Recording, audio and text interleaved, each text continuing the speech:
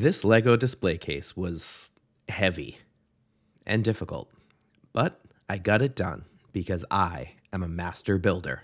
I am a master builder! Let's talk about how I built it and everything I'd do different next time. Buckle up, this is a long one. But stick around to the end where I'll break down what it took in time and materials.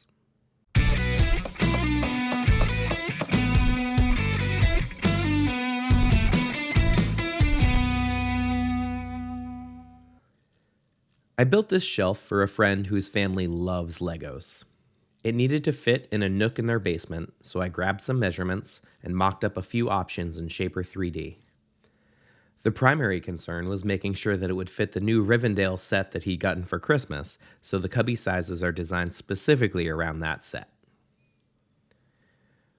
Once we had the design locked in, I mathed out how much material to buy and headed up north to Highland Hardwoods to pick up some 5/4 lumber.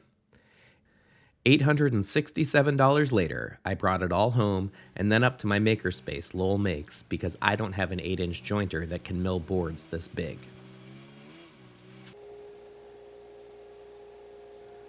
I'll be honest, this project would have been a lot easier if I'd used 3/4 inch plywood. However, 3/4 ply always looks dinky to me on projects this size, and a face frame didn't really do it for me on the design. So, I added about a dozen hours of work milling the lumber and making the panels, but in the end, I think those hours were worth it. For bigger panels, I used the domino jointer to make sure everything stayed aligned. Access to one of these is a luxury not everyone has, but it does make projects faster and easier.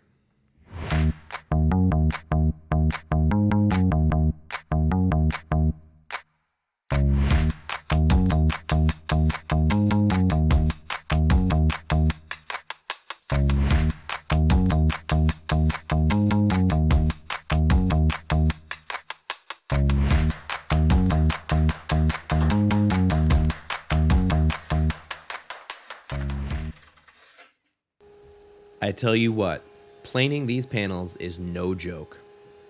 This 5/4 lumber is heavy, and the panels are awkward. Access to this 25-inch planer a few times a year is worth my membership to Lowell Makes by itself. I lost count of how many trash bags of sawdust I made or how many times I clogged the cyclone dust collector running all this lumber through.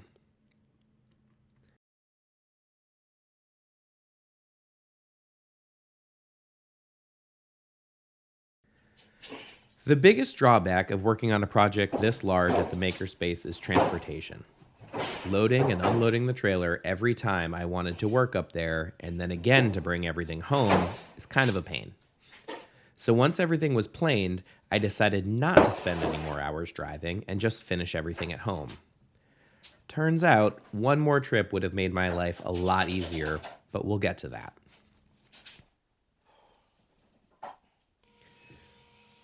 Back home, I cut everything down to size. Panels this big are tough to work with in a smaller shop, especially once I found out that they had warped on me. I used the level on the table saw trick to rejoint the edges, and then cut all the panels to final width on the table saw. These rollers are a godsend. I picked up a couple at Harbor Freight while I was working on my addition, and I'm so glad I have them because I don't think I could have trimmed the long panels without them. When you primarily work alone, you have to invest in some additional tools to make your life easier and safer. Another tool that makes panel work easier and safer is my Wen track saw, which I used to cut everything to length since the panels didn't fit safely in my crosscut sled. Some people scoff at this cheap Wen saw, but honestly it's done everything I needed accurately and quickly and cost a fraction of Festool or Makita. Links to these and some of the other tools that I use on this project are in the description. Go slow and take a few passes, especially when you're mitering, to minimize deflection.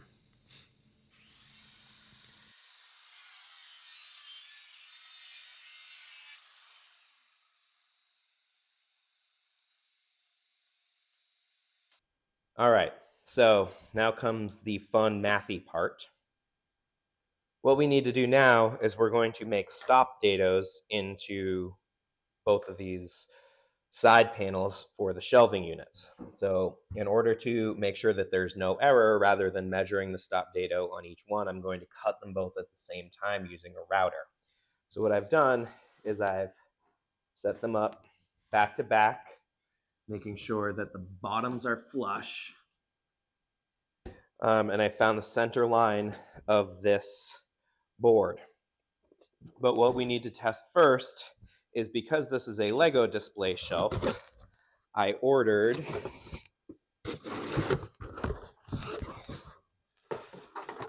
these Lego figurine cases. We're going to measure the height of this. And this sits at right about 7.25. So we'll give ourselves 7.5 just to be safe. So what that means is that we need to have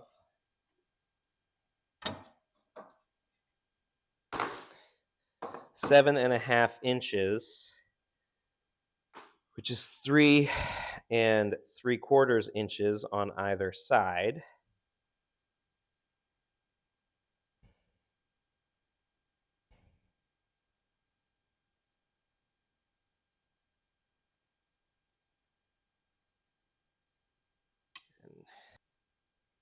So what we have here is the center line of the board marked, and then we have on either side, this is where the middle shelves are going to go.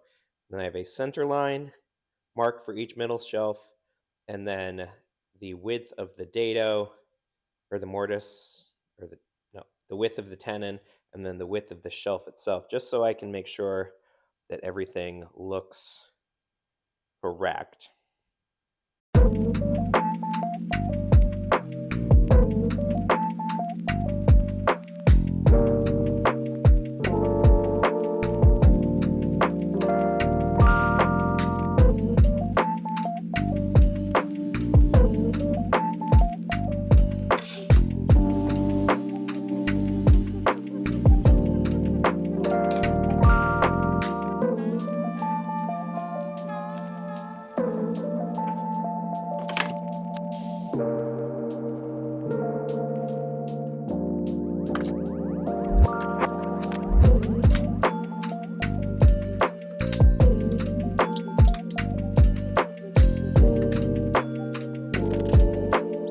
Of course, my camera died just as I was getting ready to cut with the guides, but here's the second pass where I didn't need the guides anymore.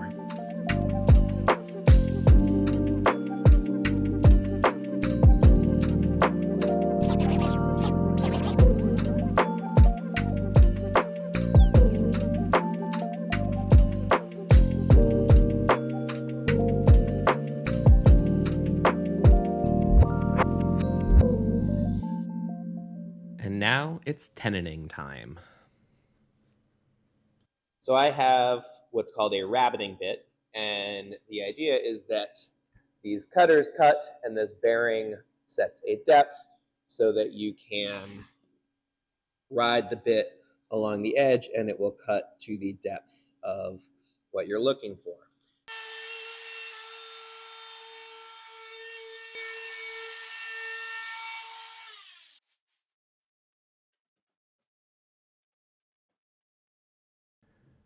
Then I trimmed the stop portion off with my pull saw and cleaned everything up with a freshly sharpened chisel.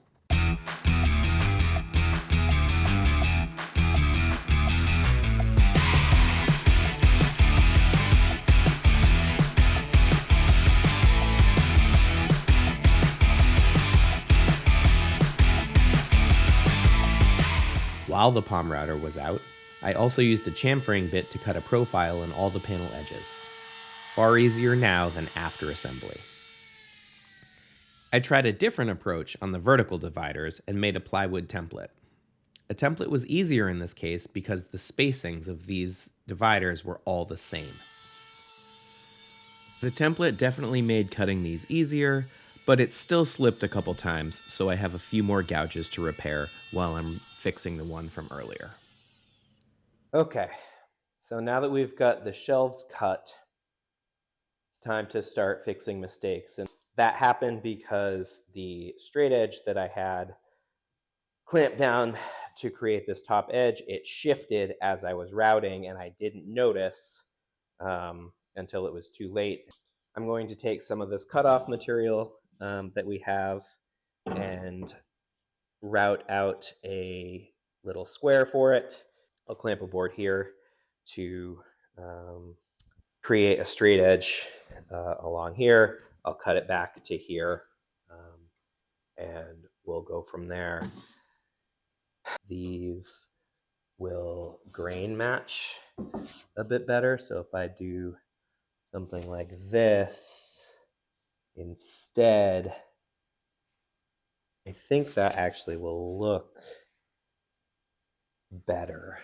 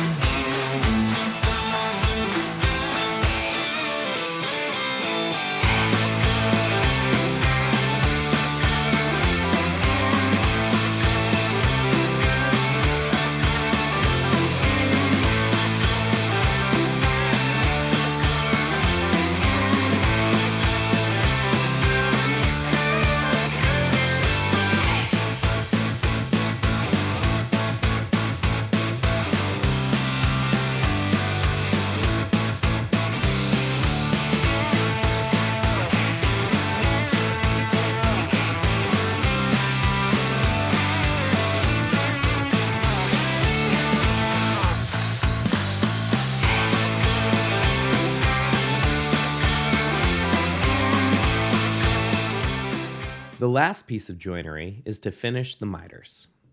These are technically fine as is, but I wanted a bit more stability. Driving back to Lowell Makes to use the domino jointer again would have been the best option, but I didn't want to load the panels back into the trailer and haul them up there. So I decided to go with what I had at home and use dowels. Dowels are fine. My doweling jig isn't great, but I pre-drilled pilot holes to center the bit. To give myself some room for error, I drilled these oversized and wiggled the bit around even more, which, as it turns out, was a bit of a mistake. I'll show you why at assembly. But first I dry fit everything to make sure it would fit and sit square. I also used this dry fit time to measure the needed heights of the vertical dividers. I didn't want to trust the planned measurements. 3 of them were spot on, but one was about 1/8 of an inch long for whatever reason. Whenever possible, this is why you should take real measurements, not use the computer-generated ones. I cut the dividers down to length and added stop tenons to the ends, very similar to how I built the shelves. The only difference is this time I used a router table. I prefer the router table whenever I can, and these panels were small enough to maneuver safely. It's tempting to jump right into assembly at this point, but don't. The 2 worst phases of this project need to be done first. Of course, sanding. Not much to say here except take your time and do it right, because your finish will show every single spot where your boredom tricked you into being lazy. On big projects like this, pencil squiggles really help. I also follow a pattern on panels to make sure I hit everything. I sand the long way, then the short way, then diagonally in both directions. With sanding out of the way, I moved on to finish. Another challenge of a small shop is I didn't have room to finish all the pieces at the same time. I had to do it in 2 batches, which definitely sucked. The finish we picked was American Chestnut Poly Shades from Minwax, linked in the description. I also used an oil-based pre-stain conditioner before application, and that made a world of difference, as you can see here. I can hear the woodworking pros scoffing already, and you're right, it's not a professional finish and probably wouldn't have been my first choice. But my friends knew it matched other stuff in the basement because they'd used it before. And honestly, I was very happy with it. There are a couple of spots where it's streakier or foggier than I might have liked, but wiping it on with a staining pad and then rubbing it in with the dry end of the pad with the grain worked really well. By the end, I got pretty good at applying it, and the finish came out great. And with the fun stuff out of the way, it's assembly day. I started by taping the inside corners of the miter panels to minimize the damage from glue squeeze out. I should have done the outsides too. Then I set up clamps, dry fit the shelves to serve as spacers and squaring boards, and glued up the outside miter box.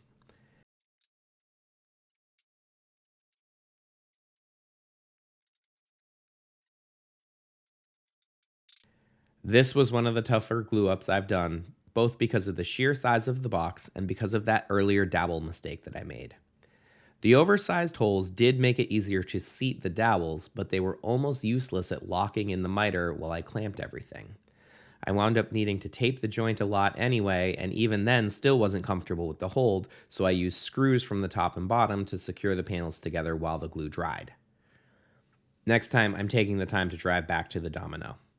Or if I can't, I'll leave one set of holes snug and one set of holes slightly oversized so that at least something can lock in.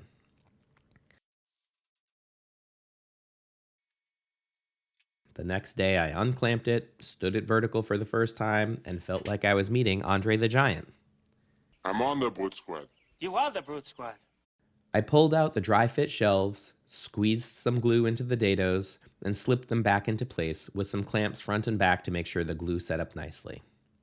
And on most of the shelves it did, but on one side of one shelf, for whatever reason, the glue just didn't take. Fortunately, I have this mini pocket hole jig, so I threw some pocket screws in. This whole small shelf area is going to get covered up anyway, so you won't see these. I added a plywood nailer strip to this middle section, which will also get hidden. This helps hold the loose shelf into place as well as holding the shelf to the wall. Then I made a backstop for this small center section. This is a shelf for Lego minifigures display cases, and I want to make sure that they can't push too far back and get lost. So I built a small box with a stained plywood facade about 2 inches back from the edge of the shelf so the display cases stay right where they need to. This interior structure also helps distribute some of the weight load of the shelves so they are less likely to sag over time, which is always a concern with wide furniture. If I ever do something like this again, I'll make this an actual drawer and not just a spacer box so that folks can actually hide stuff inside of it. Then I built the base for the unit to sit on. Why not just sit it on the floor, you ask? Well, 2 reasons. First, I wanted to put baseboard around the bottom to finish off the look. Second, and much more important, this shelf is meant to go just about to the ceiling, and if you don't sit it on a base, then you won't be able to stand it up once it's inside the room because the diagonal would be too tall for the room. Thanks, Pythagorean theorem. And as heavy as this thing is, that would really suck to find out the day of. And of course, if you're going to make an ugly plywood base, then you need to cover it up with some pretty trim. One unfortunate function of the size of this shelf is that it was about 1 inch too wide to be able to use a full sheet of plywood for the back, so I had to trim down 2 sheets of 1/4 inch. Not a big deal, but it did mean extra material cost. Then just a few more touch-ups, and it's installation time. This is the single biggest piece I've ever made, and the cost reflects that. Lumber alone was $800, with another $100 for the minifigure display cases and another $150 or so for the conditioner, stain, sanding disc glue, and of course the plywood. So a total of about $1,050 for the materials alone. On top of that, I put between 45 and 50 hours of work into this. So at $50 an hour, which I know some of you more experienced woodworkers will get mad at, that's between $2,250 and $2,500 in time. So time and materials for this project came in at just about $3,500. Not too shabby for a few weeks of work.